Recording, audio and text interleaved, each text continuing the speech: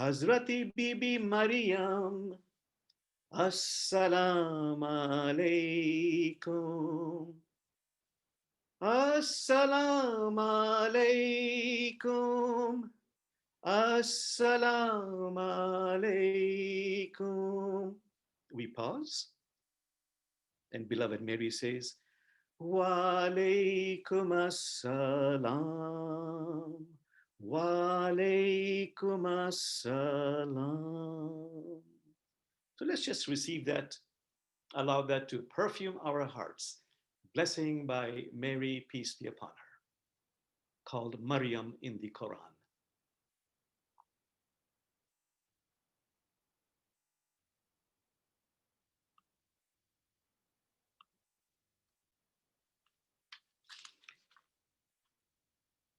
Okay, my dear friends, now the talk. This is a season of the holy Hanukkah, Christmas. It's a wonderful time to welcome the miracle, the beauty, the joy of light. So I thought I would focus on three stories, very familiar stories that you are quite aware of, and glean some insights about getting close to the mystery of the light.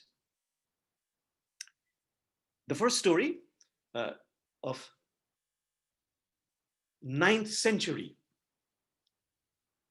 very famous Sufi master Hassan of Basra, who in the evening is giving a lecture and wants to impress the crowd, and he's wondering how to start.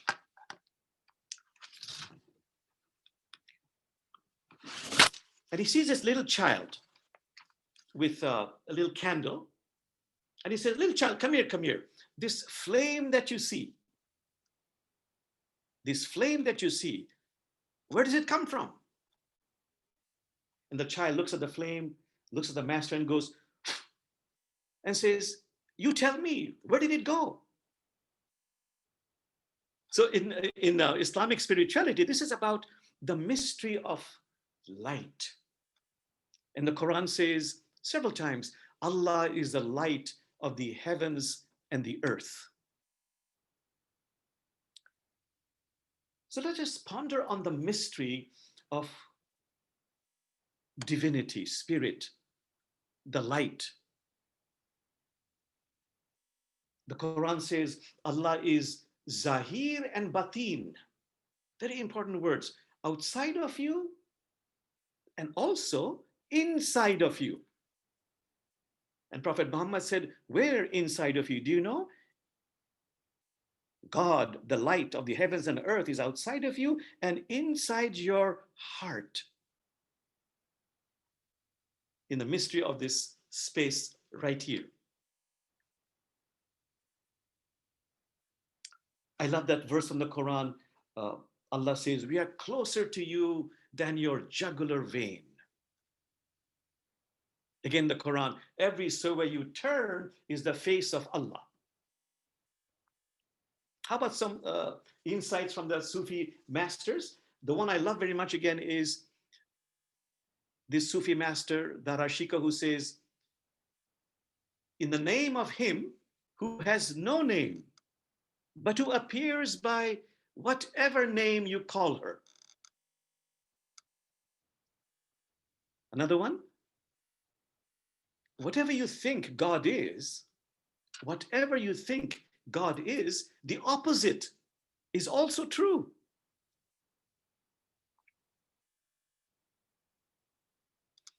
Okay, just a couple more about some divine attributes of this mysterious light. The Quran says, in the name of God who is boundlessly compassionate, infinitely merciful. This light is boundlessly compassionate, infinitely merciful. And just ponder on that. Is that true? Do you really believe that?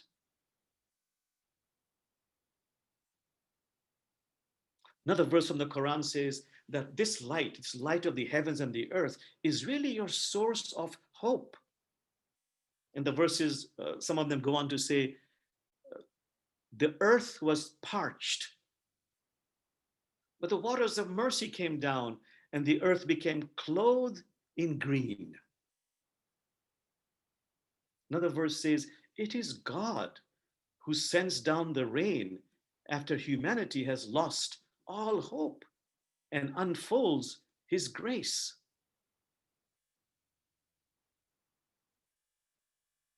So, a good question now for me and for you. When did you feel a palpable connection with this light of the heavens and the earth? When did you feel a bonding, a sense of closeness to spirit? As Sufis say, where you moved from a knowledge of the tongue to a knowledge of the heart. So if I think about it, the major one which stands for me is 1991, I remember. My mother was gravely ill, dying. And I remember one night I got up early morning, 2 or 3 in the morning, and I sat down to meditate and I prayed with what is called increased necessity. Oh God, please, please help my mother, help her to become whole, save her. I went into a very, very deep meditation. How do I know it was deep? Because when I came out of the meditation, it took quite some time. I remember coming up, and I realized I had gone into a depth that I had never experienced before, and I think I'll never experience again. But what I remember most of all is, as I was coming out of meditation, I was screaming at the top of my voice, expressing my anger at some aspect of the divinity. And I remember using 4-letter words. And I was quite surprised because I have many vices, but I hardly ever use 4-letter words in my life. And I was expressing this at divinity. And when I woke up, I thought the entire city had heard me because I was screaming so loudly, but I realized nobody heard me. But what was critical, what was incredible to me was I experienced a sense of inner peace that the Quran calls sakina. I've never experienced before, a sense of peace, calmness, tranquility. Well, in a few days, my mother died. But even though I was extremely sad, I felt a sense of calmness, peace within me. And I felt a connection in a way I've never experienced before with spirit. So I asked you to ponder on this. What has been your experience? I would say for me, besides that one, is being in nature. And I love that poetry, which I ponder on again and again.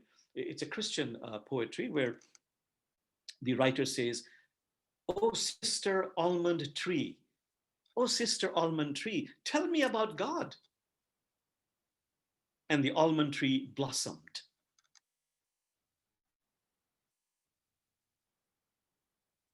So how do I feel this connection with the light, with God, my relationship?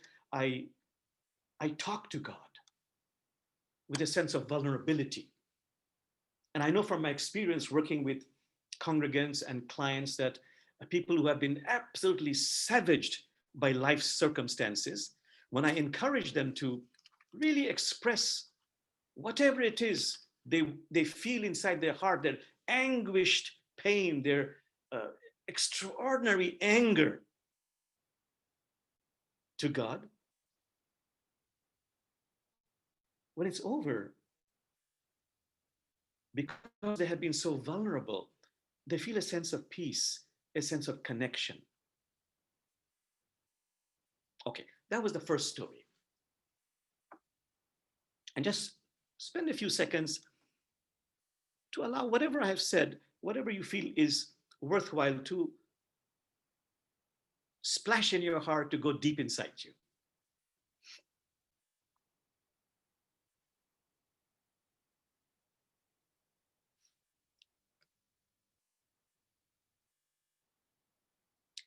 Okay, the second story, which again I have said many, many times, but ponder on this again. Some say it's a true story of Rabia, that beloved female saint, again, 8th century, 9th century, looking for a lost key. In those days, no electricity, but there used to be pillars with light on it.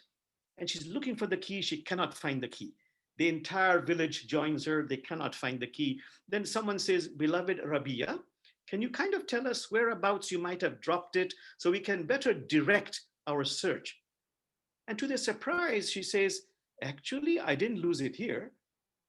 I lost it miles away in my house over there. So why are you looking for it here? She said, Simple. My house has no light at all, but there is so much more light out here. They laugh. She says, You laughed. Thank you. You've laughed. It tells me you're intelligent people. But now you tell me. When you have lost your peace of mind, your happiness, your contentment because of a failed relationship out there, something that did not work out, and you spend all your time fixing this, blaming this, yes, that's important. But did you lose it out there? Or did you lose it inside here, inside you? But of course, the light is much more dim. But that's where you really lost it. So just be with this story. Um, for spiritual teachers in Islam, it's about really not avoiding and doing the inner inconvenient work so we can really connect with the divine spark, divine light inside each one of us, our Christ nature, Buddha nature, Elohim nature, Allah nature, Krishna nature. We get stuck at the level of the ego, the personality, which is nothing more than a bundle of conditioned reactions to life's circumstances. Our personality is nothing more than a bundle of conditioned reactions to life's circumstances. So we've got to awaken to the light within each one of us. I have to awaken to my inner divine light.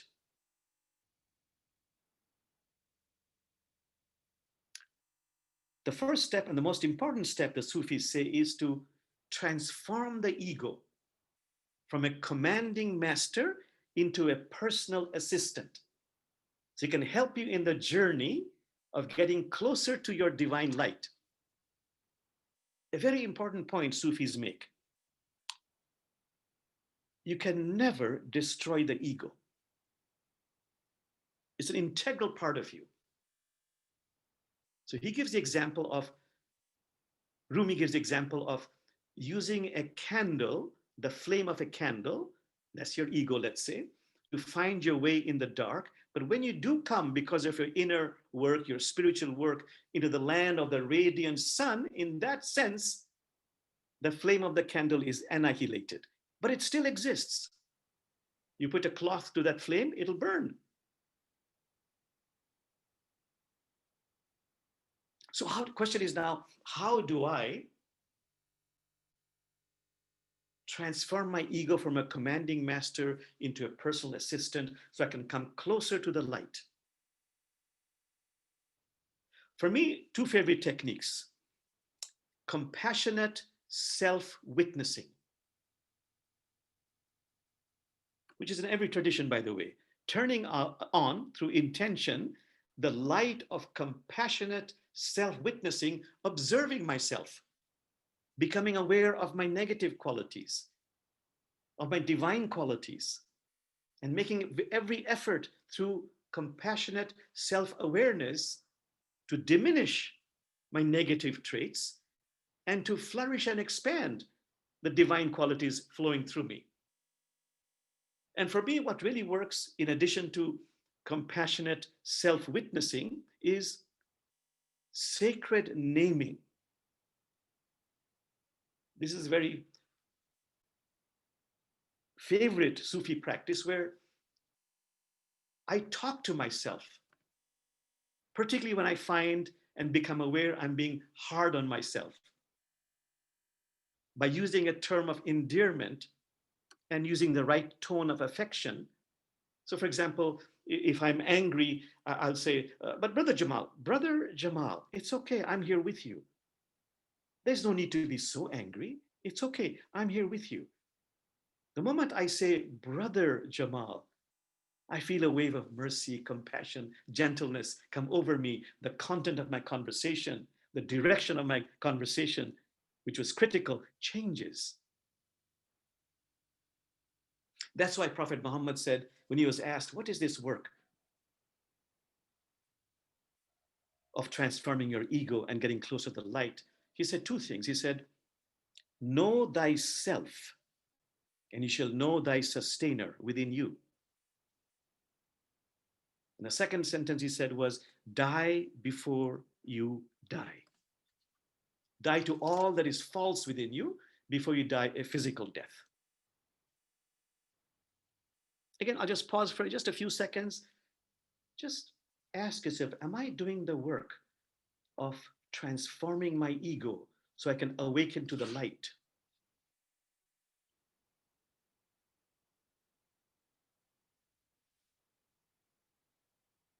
And you can create a technique besides self-witnessing, besides sacred naming.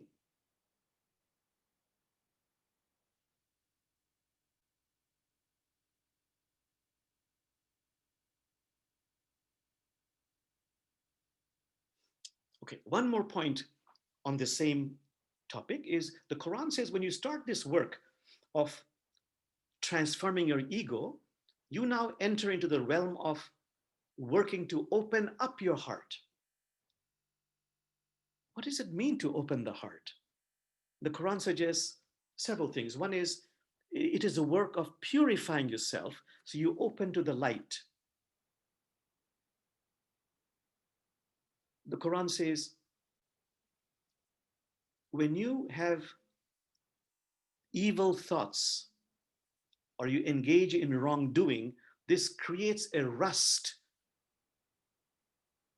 a corrosive element on your heart. And the Quran says you've got to remove that rust.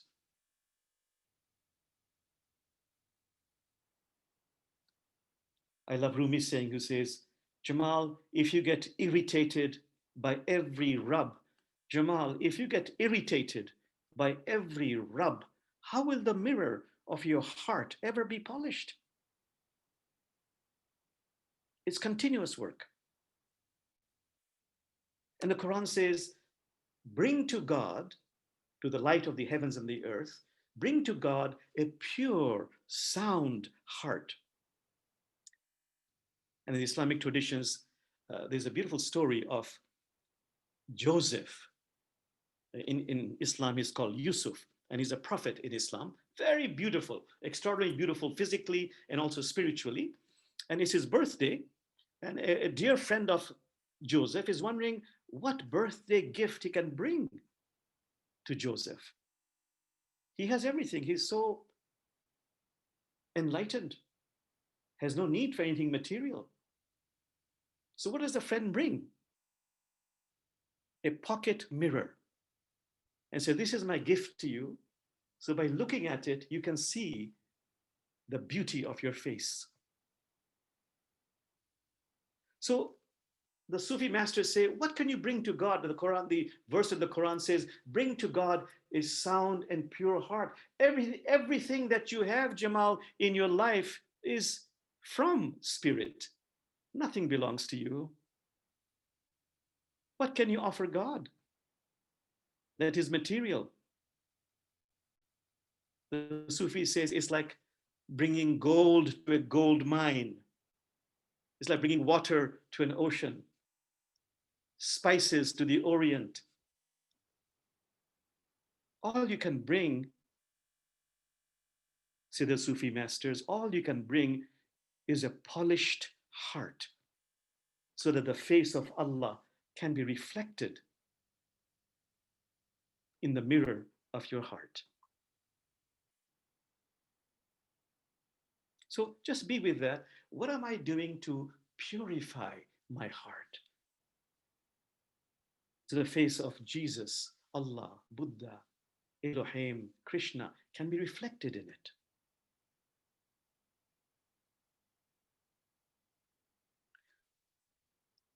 One more point the Sufis make again and again about opening up the heart.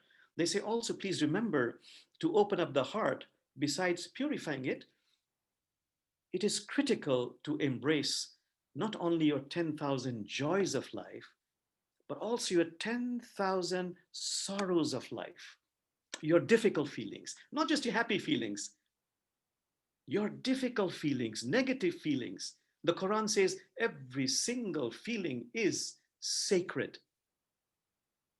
If a difficult feeling comes up in me like anger, hate, jealousy, it's simply an energy that is begging to be acknowledged, begging to be touched, begging to be loved, begging to be healed, begging to be embraced.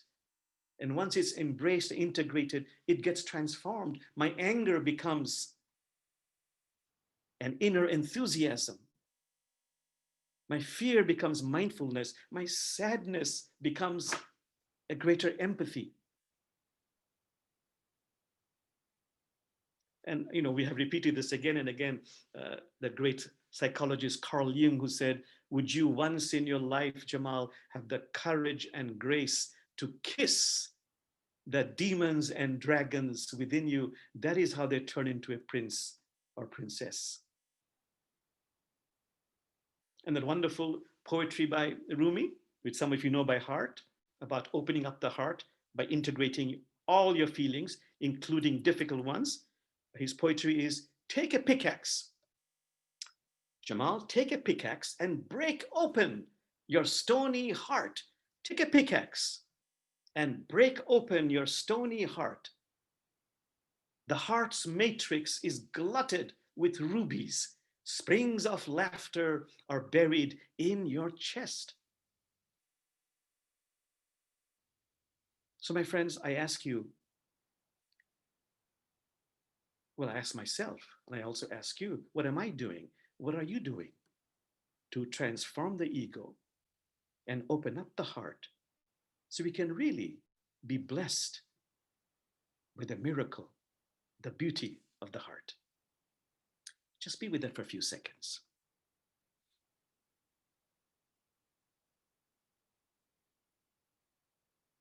Okay, the last story, it's a mullah story where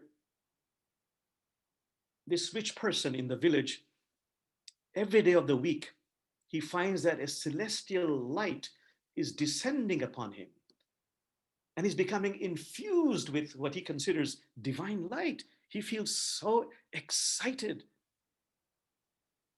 that he is being graced by the light of the heavens and the earth. And he rushes to the mullah and says, Mullah, Mullah, this is what is happening to me. This light has come upon me for 1 week.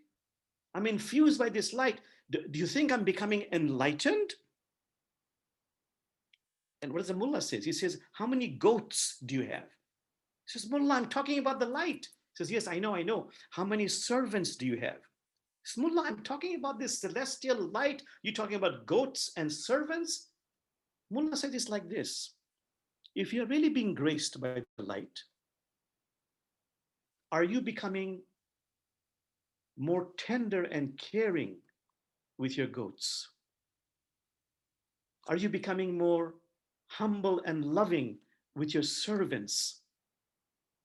If you are, yes, that light is real and you are becoming enlightened. Otherwise, it's simply a projection of your ego. Just be with that, my friends. I mentioned goats. This is one of my favorite subjects. The Quran says, animals are communities like your own. And lately I've become very aware of how violent we human beings are, slaughtering animals to fulfill our craving for meat. I eat meat, but I also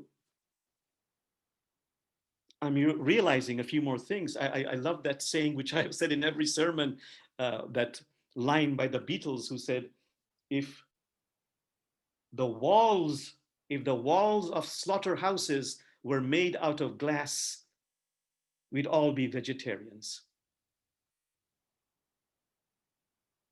So I'm very excited that these days there are meat substitutes, but more importantly, there's cultured meat coming up in the next few months or years even, where real meat from cultured meat from the labs can be grown in the laboratories. Anyhow, maybe if we eat meat, send light and love to the animals who have sacrificed for our pleasure. And may we ask ourselves, how do we treat those who offer us no material advantage? In the words of Rumi, if I want to get close to the light, may I be a lamp, a lifeboat, or a ladder.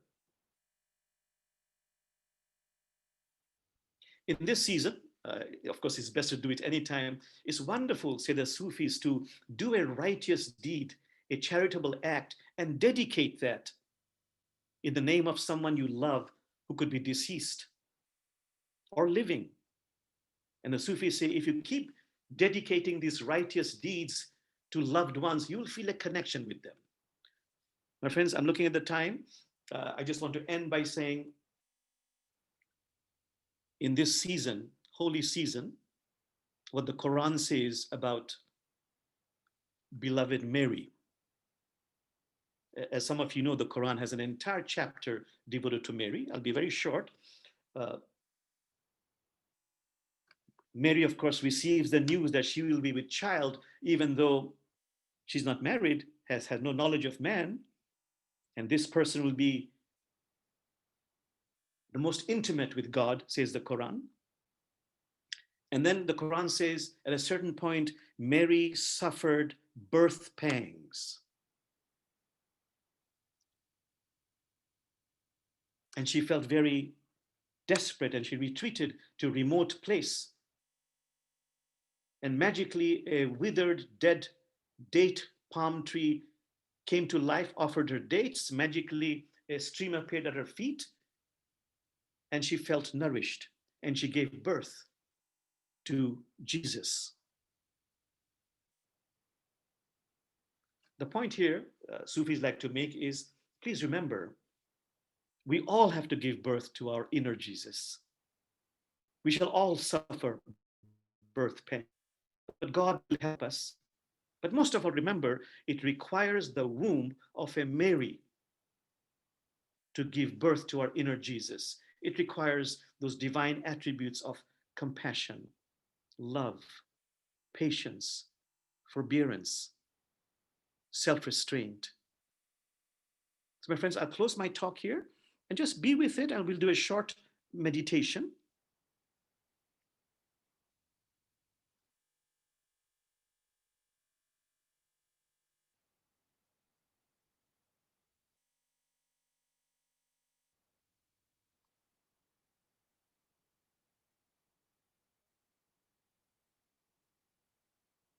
And just close your eyes now, please.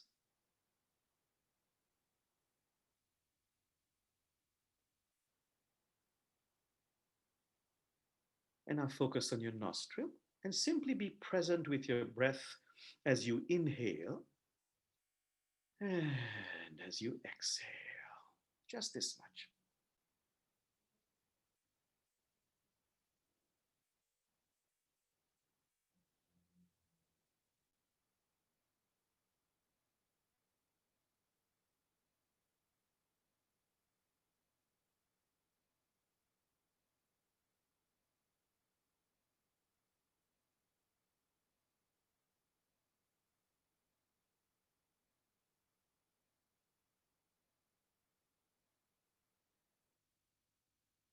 Letting go of this time, focus on your heart. Our heart has been yearning, aching to connect with us. If it pleases you, put one hand, both hands over the heart and feel your heart. Bond with your heart.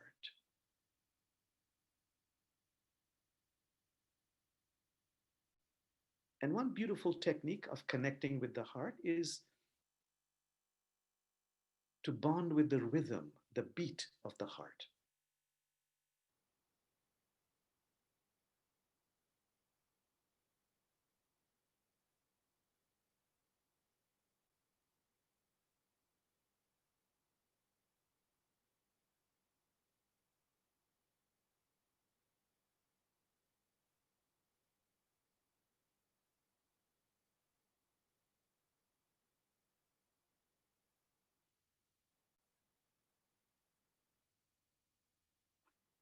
And now, with the heart, listen to this beautiful Hadith Qudsi, a revelation that came to the Prophet Muhammad in a dream, where Allah says, "Beloved one, I cannot be contained in the space of the earth. I cannot be contained in the space of the heavens, but I can be contained in the space of the pure, loving heart of my devotee." And just be with that mystery that Allah, Spirit, Jesus, Krishna, Elohim is outside of you and inside of you in your heart. Divine heart is in human heart. The space of the heart is actually boundless, infinite.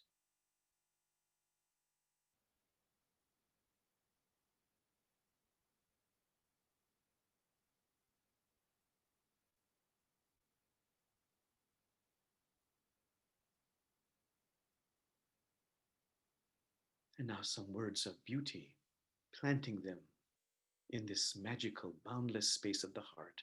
The Sufis suggest words like, "I love you." To say these words with feeling, with sincerity, "I love you," or "Please help me to love you." "Thank you. Thank you. I'm so grateful. Please help me. I need help.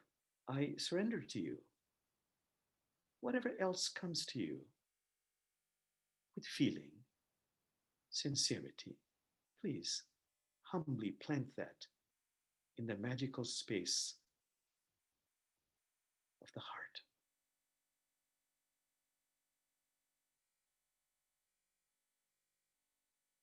Repeating them again and again.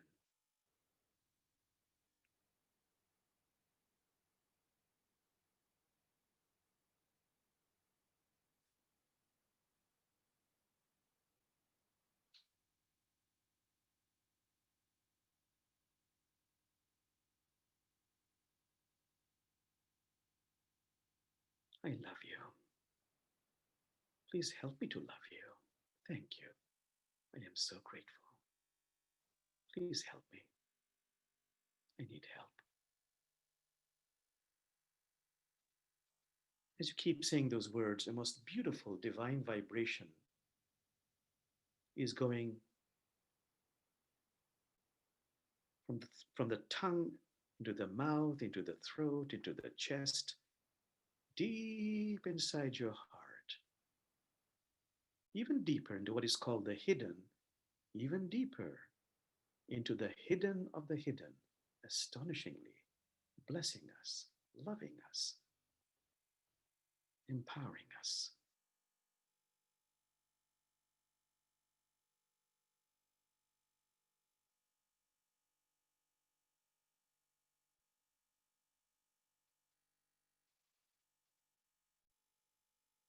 And now stop saying anything at all. Just be with your heart, cradling this magical, boundless space. As I chant Bismillah ever so gently, coming into awareness. Bismillahirrahmanirrahim. Bismillahirrahmanirrahim. La ilaha illallah. La ilaha illallah.